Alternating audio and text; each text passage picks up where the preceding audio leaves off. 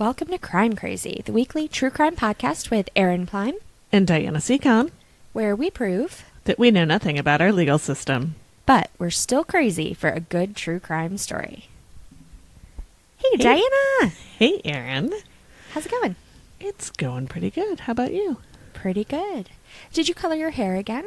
I did. It is so bright and red and pretty. Yeah, it's been a while. I have not colored it since before the internship program, because on the first day of the internship program, you said the same thing. Oh my gosh. Well, there you go. So yeah, it has been a long time, but I cannot flee the country with the root situation I had going on. I see. Gives away your really advanced age. Yes, definitely. Yeah. Also, I think that our coworkers were a little offended the other day when I was telling everyone how old you were, and there were definitely people sitting there who were older than you. I was like, yeah, but it's not funny that you're old, just that Diana's old. Right. If you listened to our podcast, right? You would know this.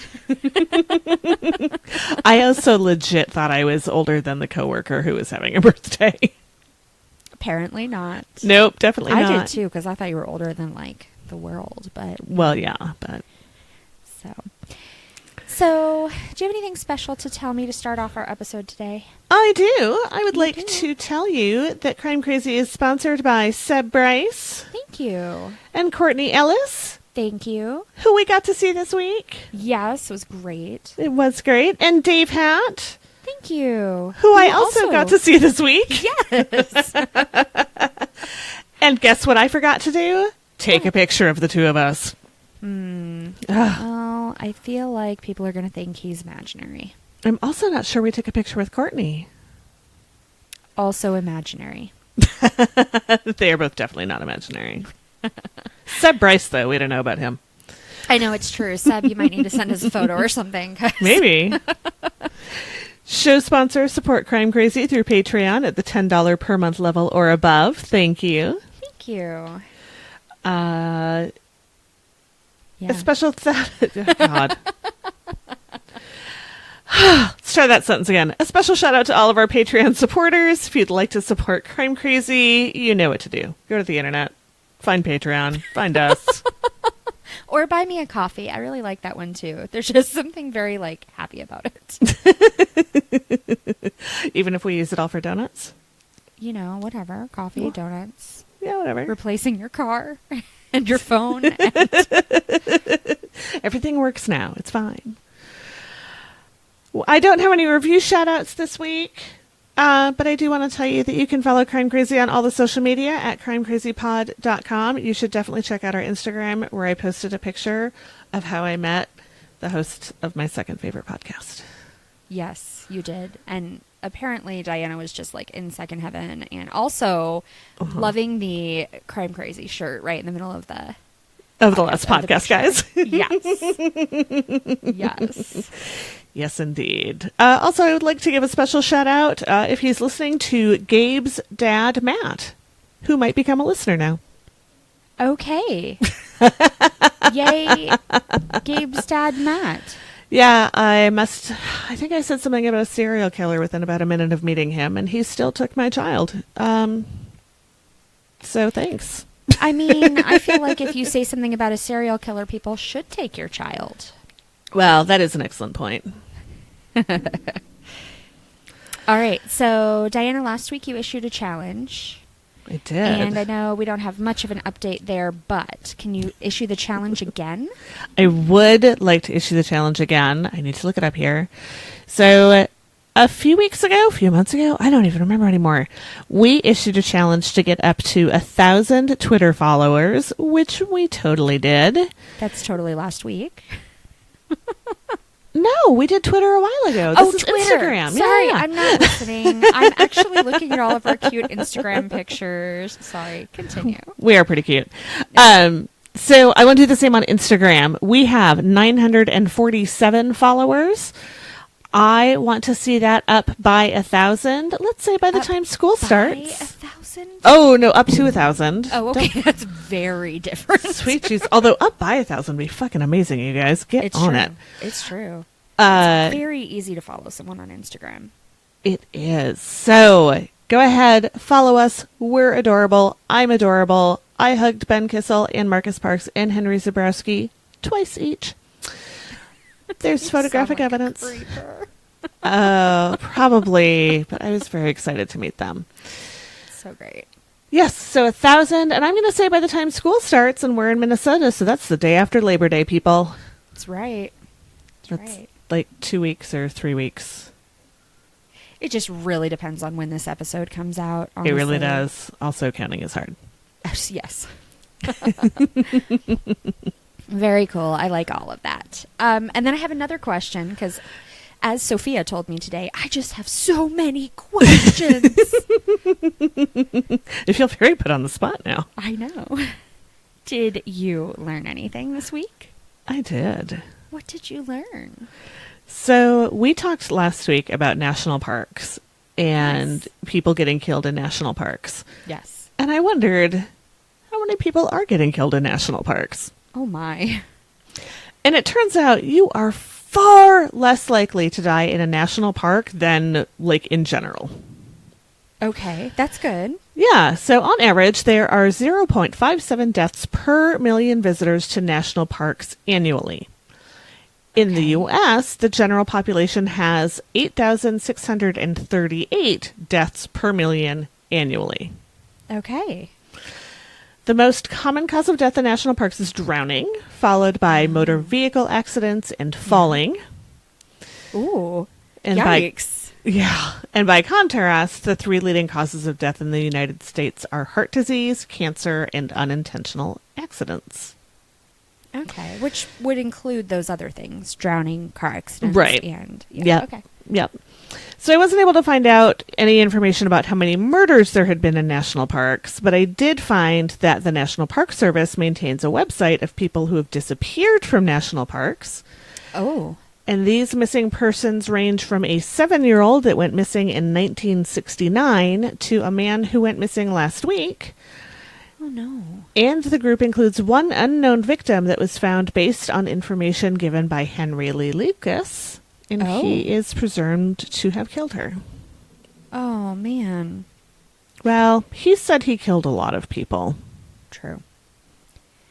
Yeah, we're going to hear about 2 people today that went missing in a park and have never been found. Mm-hmm. It's really depressing. Did they ask Henry Lee Lucas about them? They did not. Although, when I was reading, there was somebody who called in a tip that it was a serial killer, but the serial killer had been in prison since, like, the 60s. I forget which serial killer it was. Some name I recognized but didn't know much about. Had been in prison since the 60s. No, not that big of a name. They weren't in prison continuously from the 60s. Basically, it could not have been this person. No, you did not see them at the park. They were not there. Nice try. Definitely has a super good alibi. Right. Yeah, prison's a pretty good alibi. Generally. I mean, it's a shitty alibi, but also well, effective. Right. No. Well, so I won't worry about being murdered in a national park, and yet. You know, I don't really know how many national parks I've been to, because I don't do great with nature. I mean, yeah, that I got nothing. That's what you find in a national park. Right, so limited interest. Yeah, I camped in a... Well, okay, camped should be in the quotation marks. At Yellowstone. Ooh. But really, I slept in the van because I did not want to be in a tent because I heard stories about scary bison. So. Was the van down by a river? No. It was, I don't even know where we were, honestly. It was a little, like, it was a great trip. I was in high school. It was a little traumatic. By the time we were in a van in Yellowstone, that was the traumatic part. I've blocked most of it. Oh, wow. So. All right. Yeah. All right. Are you ready? I'm ready. Let's do it. All right. So, it's been a week, so I'll just sum up what we've talked about so far. Where I used to live in Virginia, very near, about 45 minutes away, which I realize for people who live in Minneapolis, that's like 18 light years. However, where I used to live, everything was 45 minutes to an hour away. So that was very close. There was this lovely road, the narrowest national park in the country, and it is called Colonial Parkway.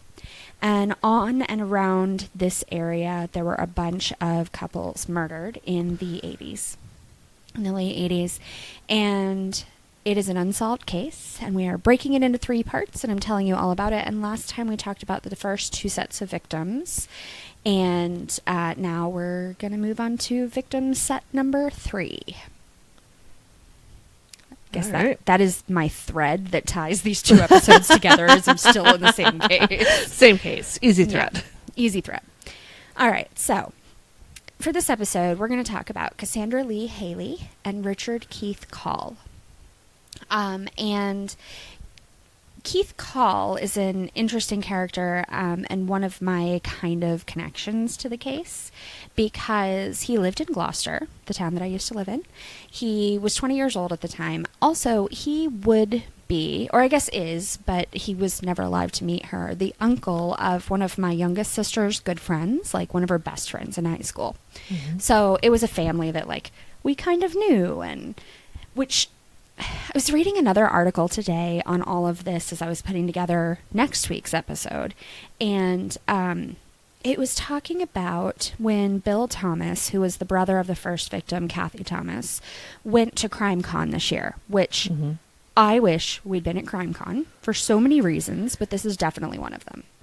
So they were talking about how he went there, and there were all these podcasters and all of these people who were like true crime fanatics and true crime fans, and that for them, all of these stories are really entertainment. And I know for us, these stories are generally entertainment. I mean, primarily what we do is produce entertainment that happens to be slightly comedic tellings of crimes. But for him, and I think for me with this story, these are actual people. They are real humans that really lived and really had loved ones and really had lives and really went to work and really, you know, got headaches or read a book or, you know, whatever. Like all the things that we just do. Right. Which is crazy.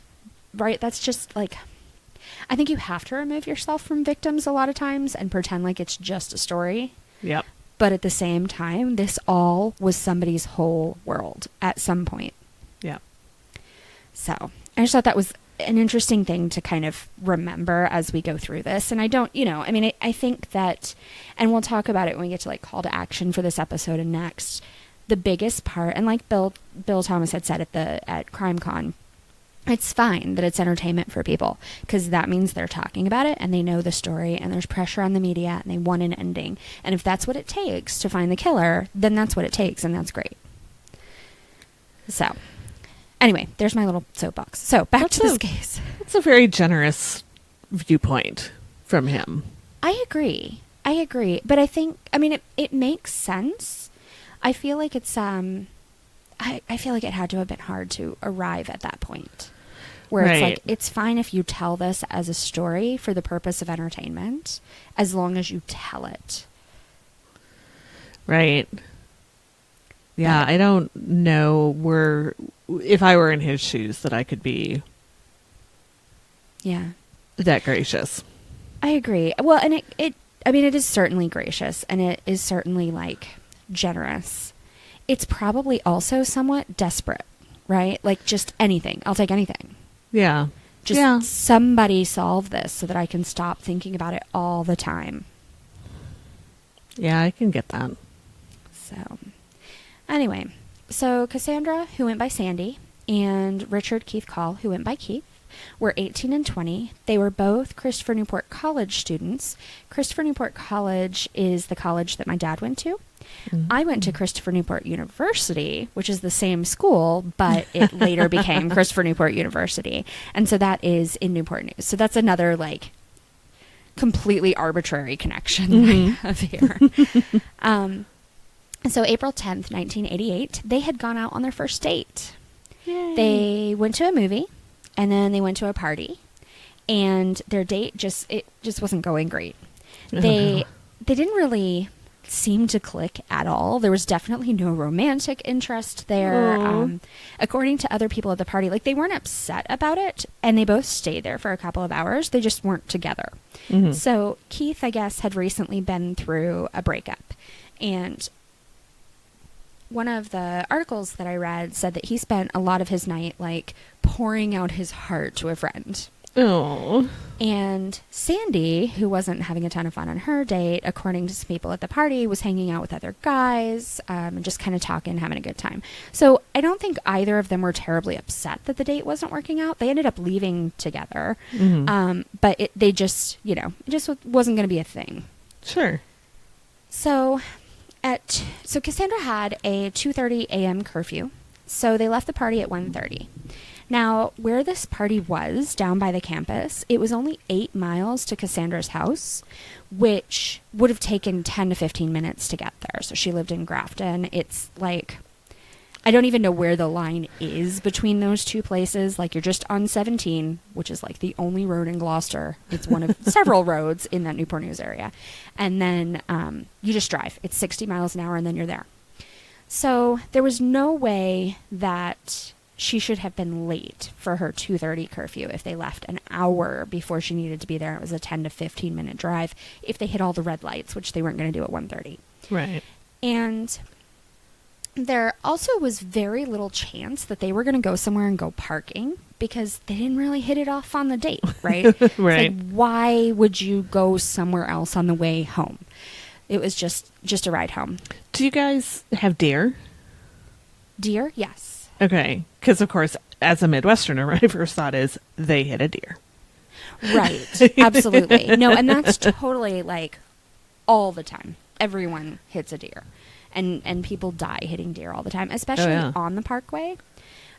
Because, it's unlit. It's in the middle of the woods. It's very quiet. It's a low speed limit. Like, there are deer walking all throughout there all the time. Yeah. We would count them on the way home and see like 30. And this was, in the 2000s when there were a ton more cars and a ton more traffic. And yeah, easily 30 on the way home. Just whole herds of them.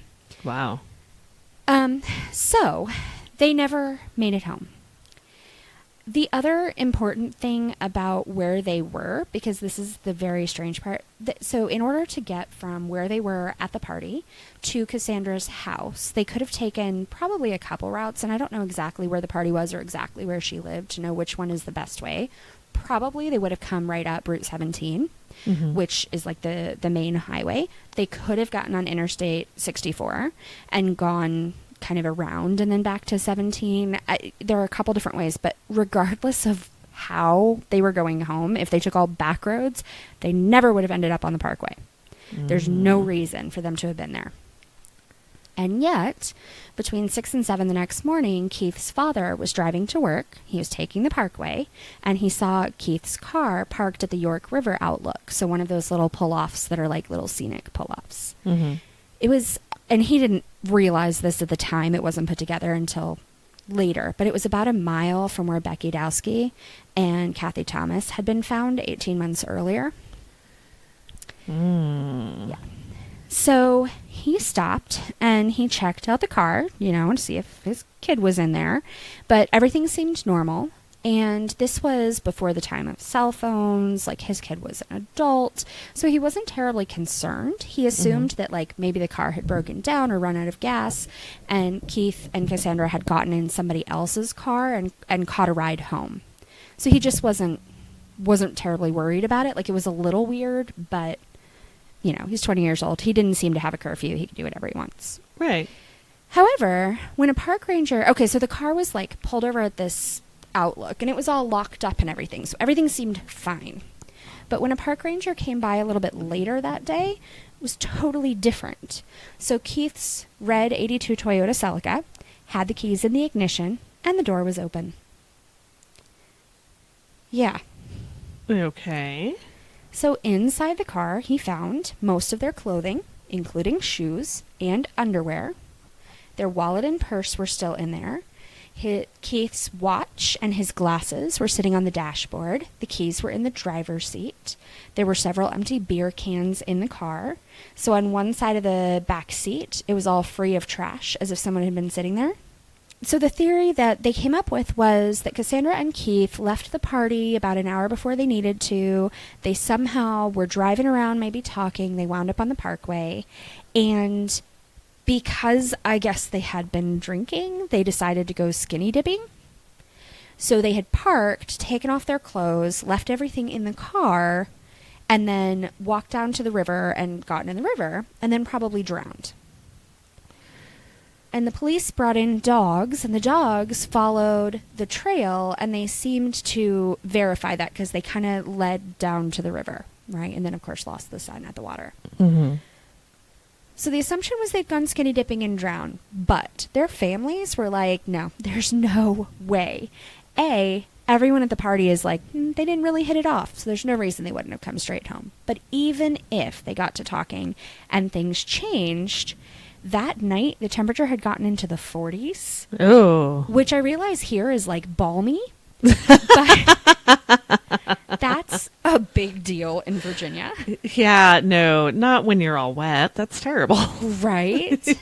So they never would have, like, that would have been just, you couldn't have enough beer, I don't think, to go get in the water in the 40s. Well, and especially, I mean, up here there's a Scandinavian influence, and they do like the polar plunge and other crazy shit. Yeah. But that is definitely not a thing that people got up to in Virginia. Well, I mean, they do the polar plunge actually in the York River in Virginia, like in that same body of water. But that's an event, and you do it with a ton of people, and you're prepared for it. It's not like, well, and they don't have to it's 1:30 a.m. They don't have to break the ice off of it, do they? No, no, Yeah. It's just chilly. Yeah, no, it's polar. Yeah, no, not quite polar. But I mean, still. But even so, it's not, you know. It doesn't. Yeah. It doesn't come up. No, not at 1:30 or 2 o'clock in the morning on the way home from what is, by all accounts, a disastrous state. Right. Like, yeah. That's just bizarre. So not only that, but they shouldn't even have been on the parkway in the first place. Like, it doesn't make sense that their car was there. They would have, gone way out of their way in order to get to where they were going, which, if it had been a great date, like maybe that used to be a pretty popular place to go parking because there are all these pull-offs. It's not lit. Like, it's pretty easy to go. And by the time I was driving, it was like, go parking. Don't go parking there. You'll die. Yeah. So the police came and they searched the river with dogs, and they did find a body. But it wasn't Keith and it wasn't Cassandra. It was somebody else that was unrelated to any of the cases. And I forget what the actual circumstances are because it wasn't somebody that mattered in this story. But I think it was an accident. Like, I think it was just unrelated and tragic, but had nothing to do with what they were looking for. That's like so many emotions. Right? Yeah, all in one sentence. Right. So now both are presumed dead, and they haven't ever been found. And the theory is that likely the car was staged, driven to that spot and staged, but that they were probably abducted elsewhere. Mm-hmm. There are some places in Yorktown where you can get really, really close to the parkway without being on it, and some little back roads, and it's possible they were really near there or even pulled off on one of those to, like, if they were being pulled over or something like that. And this is just my theory and me talking. I don't really know where exactly they were headed. Right. But why would the dad have seen the car looking fine? And there was, like, no blood or... Nothing. Well, and there wasn't ever... Anyway. Like, their clothing was there, and I guess it sounded like the car was kind of a mess. And so my guess is he looked in, he saw a bunch of stuff, he didn't really think anything of it. Well, right. I mean, it's the car of a 20-year-old guy. Right. It was, yes. But yeah, somebody had to have come and done something between that 6 or 7 a.m. time frame that the dad saw it. Right. And when the deputy came upon it, I think it was like around 9. So God, the killer could have still been there. I was going to say he had to, right? Like, why would you drive the car there park it, lock it, all of that good stuff, leave, and then come back and open it up. Well, and how did he, like, leave at all? Right. So, I mean, I think, and we'll talk theories next episode, although they're not quite this specific. Mm-hmm. But, like, I can see where a plausible story would be somebody pulled them over, held them at gunpoint, got in the back seat, told them to drive, had them park the car, walked them out, like had them strip, walked them out, killed them off out of the car somewhere, right? And then came back and just happened to miss the dad and then staged the car to be stolen just like he had the previous car. Right. Which, again, didn't work. Right. Like, it didn't work the first time. I guess he thought maybe it would work the second time, although he placed it in a nicer area. So, it seems less likely. But again, I feel like this guy's super, super lucky, but not super, super smart. Well, and it's not a very traveled area, apparently. If the dad came across it at 6 or 7 and the police officer didn't come across it until 9. Yeah. I mean, I think there could have been plenty of people that passed it in the meantime, but that's just not... I mean, people do that. They pull over, they get out, they take pictures, they walk around, they... leave their car there because it broke down, or they, whatever. I suppose it's the days before cell phones, so right, yeah, nobody's calling. Yeah. So then, nothing happened. At this point, there were 2 crime scenes there were 3 crime scenes that were probably staged. Mm-hmm. I would say, even definitely staged. There were 2 crime scenes where the car was staged in order to try to get stolen, right? And in a very similar way. All of the belongings are out. Nothing has been stolen from any of the cars. In the first 2 cases, they did find the bodies. The first time the body was in the car, they tried to destroy the evidence. The second crime, the bodies were near the car on the beach, or possibly in the water. Third set of bodies never found at all. Like, I feel like it shows a pretty clear escalation. Mm-hmm.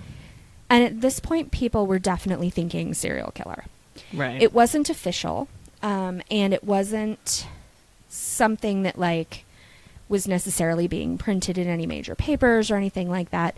But it was what the investigators were thinking. It was what journalists were thinking. It was what the families were starting to think. Mm-hmm.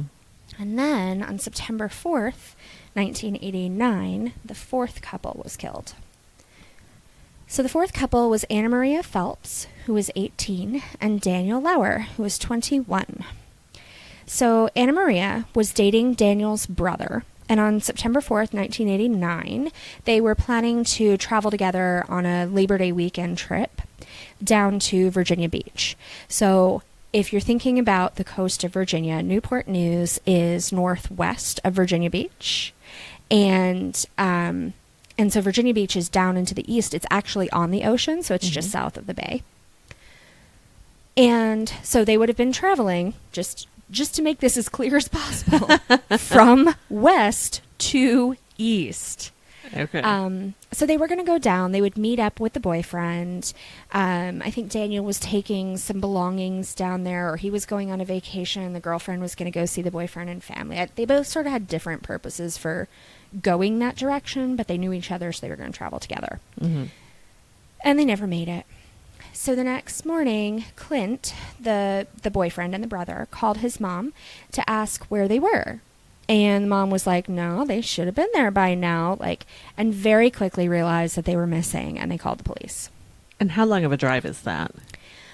Newport News to Virginia Beach, depending on where you're going, it's maybe an hour and a half at most, maybe 2 hours. Okay, so not very far. It's not very far, no. And I don't, different time and different routes and whatever else, but it's not 6 hours. So sometime later, the police found Daniel's gold 1972 Chevy Nova abandoned at a rest stop. And this rest stop had a reputation as a really shady place where people would do drug deals and they would hook up in the parking lot, and like just all kinds of relatively low-level criminal activity took place. Not in a Nova. I know. But what was really, really strange about finding the car in this place, aside from the fact that Daniel and AnnaMaria didn't really have a reputation for this kind of behavior, was that the rest stop was on the westbound side of the interstate. And so in order to get to it, you would have to be traveling west. And we know they were traveling east. So just like the previous two cases, everything was in the car. The key was in the ignition. The gas tank was mostly full. The car was in complete working condition. So there's no chance that they turned around because they were having car trouble and then pulled over because it broke down. Like everything was fine. But it was completely abandoned. And the only thing that they could tell that was missing from the car, other than the people who were supposed to be in the car, was an electric blanket that Daniel had had with him. Yeah. Okay. What a weird thing to take. Yeah. Yeah, it was the only thing. So several people reported that they saw the couple after this time, but they couldn't verify any of these sightings, and they think they were all probably false or had times mixed up or whatever. Witnesses are terrible, right? They get things wrong all the time. And so they brought in dogs, and they couldn't find any scent at all around the car, which could potentially tell police that the couple was never there when the car was there. That it was, again, driven there and staged. Do you suppose somebody saw that it was staged to steal and thought, I don't really need a 1972 Nova, but I could use an electric blanket? So they might have thought that at the time, but the blanket will come back into play here shortly. Oh, boy. All right. Yeah. But, I mean, it makes total sense. The car was staged to steal. You could almost think, well, maybe somebody did drive it a little way, grabbed it, drove it, freaked out, left it. But again, it was staged exactly like the other cars. Right. So the chances of anybody being in before the deputies other than the killer, probably not. Yeah. So Anna's family, all of the families, of course, were distraught, but hers especially, they just lived by the phone for weeks. They called a psychic. The psychic couldn't even come up with anything. They really held on to this hope that AnnaMaria was this very, very strong girl. She was a fighter, and so surely she would be okay. But as time went on and on and on, that seemed less likely. So on October 19th, 1989, there were some hunters in the woods about 30 miles west of the Parkway in New Kent County, which was really near where the car had been found. So we're not exactly close to that area any longer. The similarities tying these cases together at this point are a couple who was traveling at night, goes missing, the car was staged to be stolen. Right.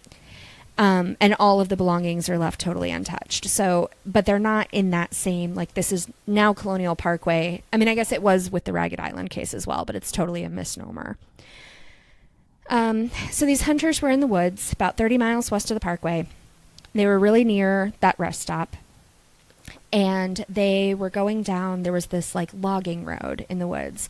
And just off the logging road, they were hunting, and they came across a couple of bodies. They had been exposed to the elements. They were almost completely decomposed, basically just skeleton. AnnaMaria was covered from the waist up by the electric blanket.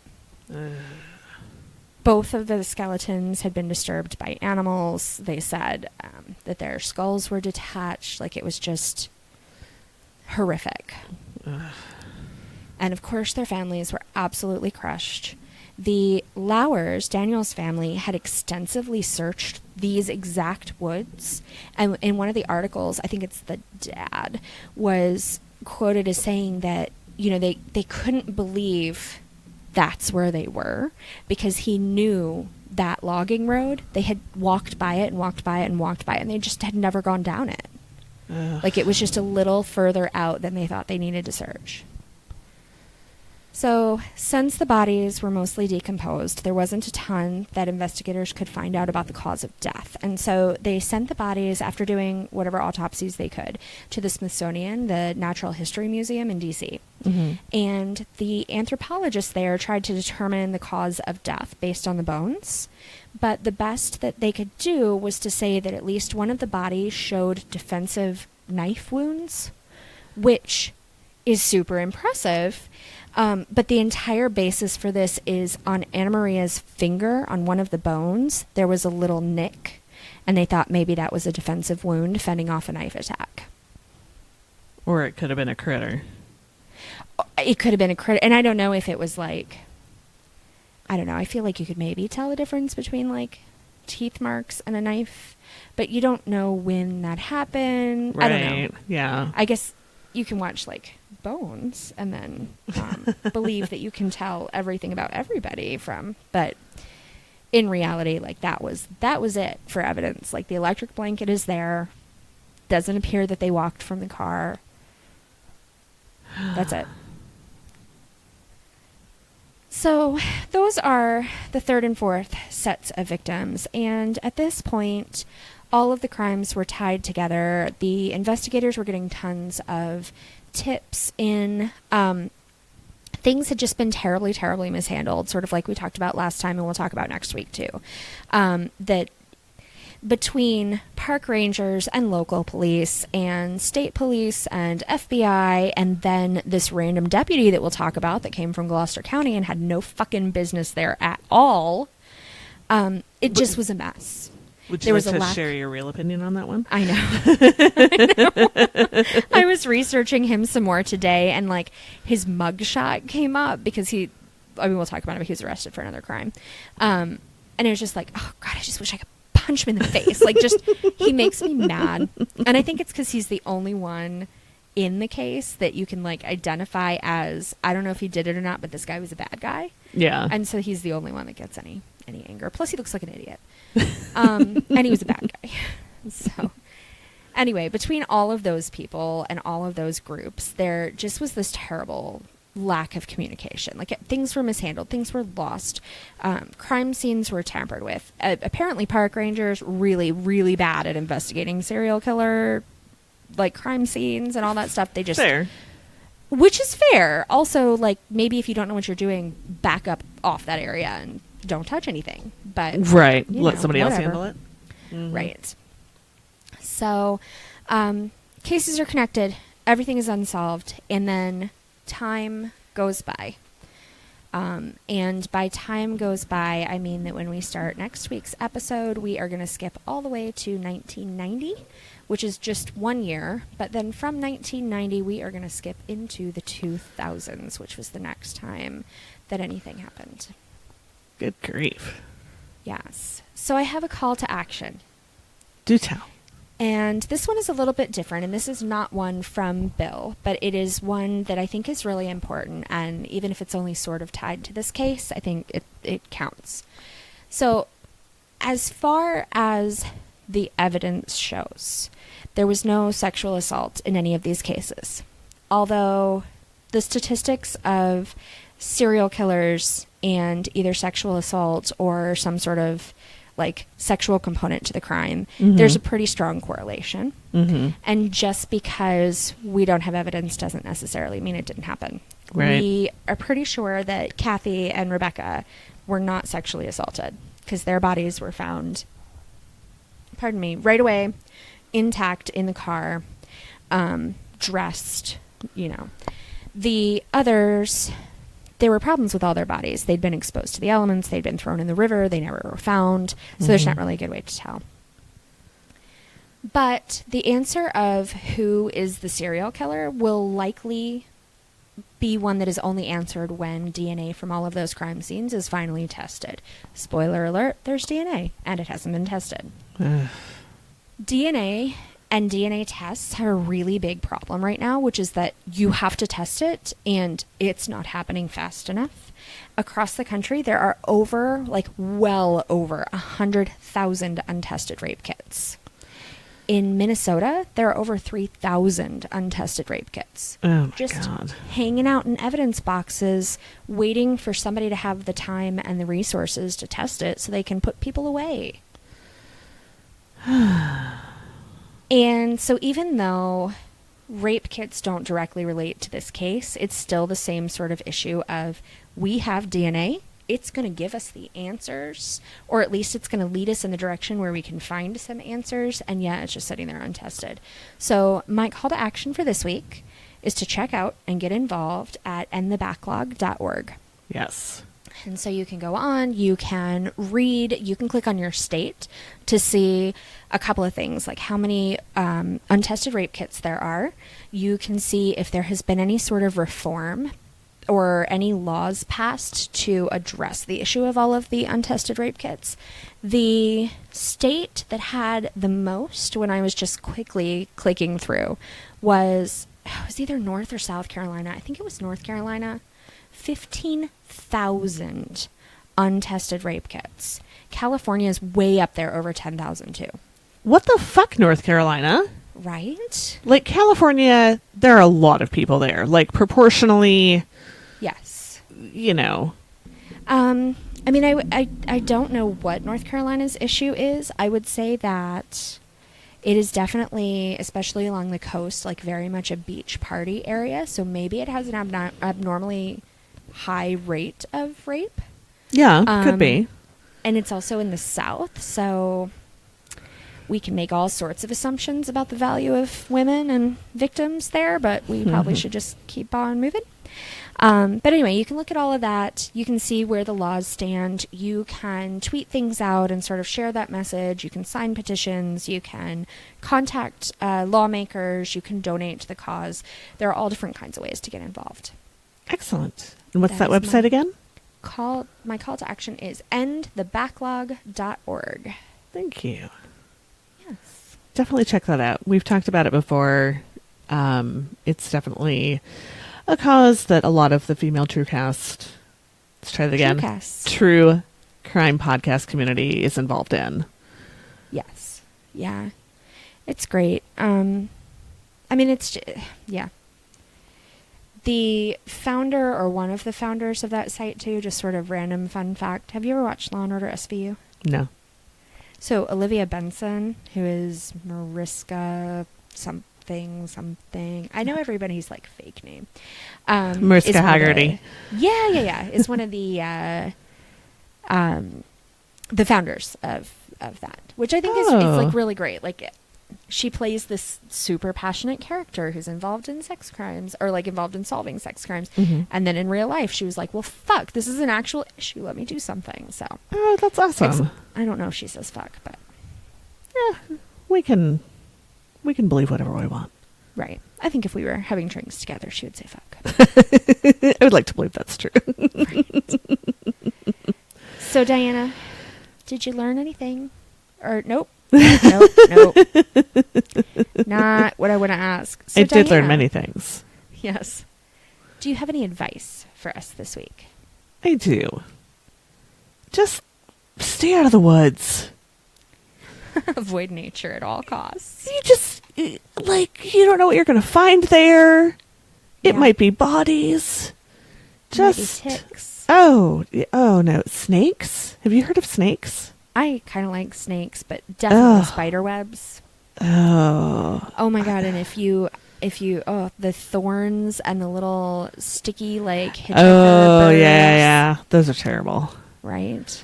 Yeah. I'm going to stay here on my couch in suburban St. Paul. My spiritual home.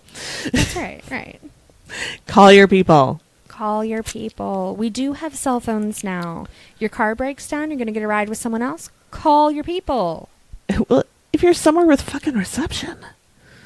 It is true, there's still no reception on the Parkway, but you will get to somewhere with reception. Then call your people. Or in rural Wisconsin, where my car broke down. That's true. Middle of nowhere, Wisconsin. Yeah.